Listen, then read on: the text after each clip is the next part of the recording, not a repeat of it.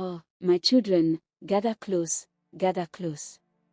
Tonight, I tell you a story of the most clever creature that ever walked this land, or should I say, crawled. This is the tale of Anansi the spider. Yes, that Anansi. The trickster, the schemer, the one with a mind sharper than any thorn on a rose. But even the cleverest among us can fall when their hearts grow greedy. A long, long time ago, back when the world was young and the skies were clear as water, Anansi got it into his head that he wanted all the wisdom in the world. Can you imagine? Every drop, every crumb, every sparkle of knowledge tucked away for himself and no one else. You see, Anansi thought that if he could hold all the wisdom, he'd be the most powerful of all creatures. He'd be so respected, so feared, that even the mightiest would bow before him. So one day, Anansi set off with a pot in his hands. He traveled far and wide, meeting all sorts of wise creatures. First, he visited the wise old owl who lived deep in the forest. "Oh, great owl," he said, his voice as sweet as honey, "won't you give me some of your wisdom?" An owl, seeing Anansi's determination, plucked a single feather from his wing and placed it in the pot.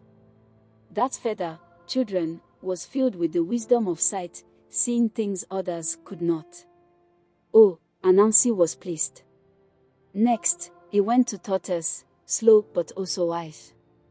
He asked Tortoise for some wisdom, and Tortoise, who had lived many, many years, gave him a single pebble from the riverbed.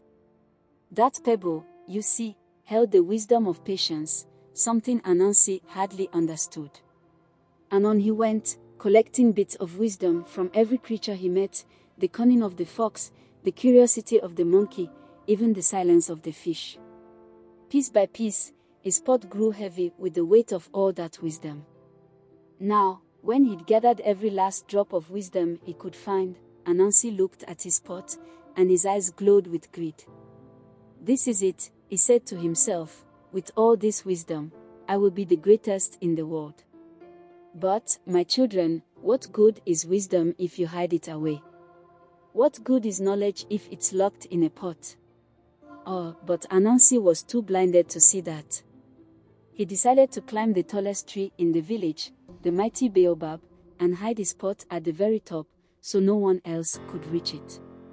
He strapped that pot tight against his belly with a thick web, thinking it was the best way to climb. But oh, children, what a sight he was. He tried and tried to climb, but every time he took a step, the pot would bump against him, making him lose his balance and slide down the tree. Now, nearby was Anansi's little son, Ntikuma, watching his father struggle. Ntikuma, young and innocent, called out, "Father, why don't you tie the pot on your back? That way, it won't get in your way." Can you imagine Anansi's face? His own son, giving him advice. It made him so angry, for he thought, how can my little boy be wiser than me when I have all the wisdom in the world? But Ntikuma's words rang true, and finally, Anansi tied the pot to his back. With a huff and a grumble, he tried climbing again. But oh, children, in his anger and distraction, Anansi lost his grip on the pot. Down, down it fell, crashing to the ground with a loud crack. And just like that, the pot shattered, and all the pieces of wisdom flew into the air, spreading out across the village, the forest, the rivers, and even into the heart of every creature around. The people, the animals, everyone suddenly felt a change within. They felt wiser, clearer, as if each had received a little gift from the heavens. They shared their newfound wisdom with each other, laughing and marveling at what they had learned. The villagers became closer, kinder, and wiser, all because of that broken pot. But oh, poor Anansi. There he was, left with nothing but the broken shards of his once full pot. He sat there under the baobab tree, his head hung low. For the first time, he realized the foolishness of his ways. Wisdom was not something to keep hidden, no, it was meant to be shared, like the light of the sun or the rain that falls from the sky. And as he sat there, children, feeling sad and ashamed, a wise old spirit appeared, a figure cloaked in the colors of the earth and sky. This spirit looked at Anansi and said, "Anansi, you have learned a great lesson today. Wisdom is not for hoarding but for sharing. If you wish to redeem yourself, go back to the village. Help others with the wisdom you've gained from this journey." And so, humbled and changed, Anansi returned to his village. He listened to the people, he helped where he could, and he shared his own stories and lessons. Over time, Anansi was forgiven, and he found that he was happier being part of a community that valued wisdom together, rather than keeping it all to himself.